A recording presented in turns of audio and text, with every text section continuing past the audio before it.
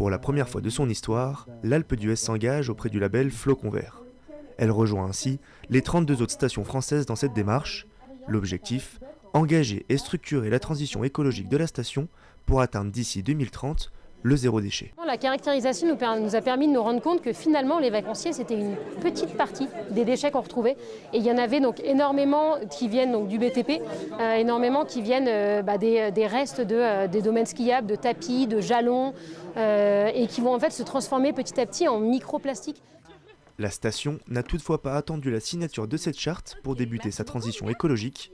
Parmi les premières innovations, la fin de la distribution aux commerçants du programme d'animation en papier, remplacé par des cartes postales. Du coup, je vous propose le nouveau programme. Donc, c'est un programme sous forme de carte postale. Et derrière, vous avez un petit QR code, en fait, où les gens vont le flasher. Et on va avoir toutes les informations dessus, aussi bien le programme des animations que le guide de bienvenue, vraiment tout. Et c'est un QR code qui se met à jour directement. Et du coup, on limite le papier et le gaspillage. Au total, 15 000 feuilles vont être économisées sur 2 mois. Autre initiative, mais cette fois sur les pistes, l'installation de cendriers fixes et la distribution de cendriers portatifs. Donc là, on a le petit cendrier qui s'ouvre comme ça, où j'ai déjà mis mon mégot dedans.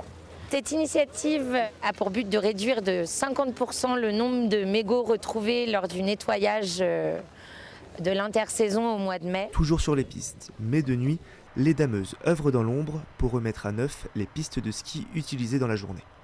Depuis 2 ans, ces dameuses consomment de l'HVO, une huile végétale à base de graisse animale ou d'huile usagée. Cette huile nous permet de nous faire descendre au niveau des dameuses 90% des gaz à effet de serre et 65% des particules fines aussi. La ville souhaite à son tour modifier l'ensemble de son parc avec du carburant HVO.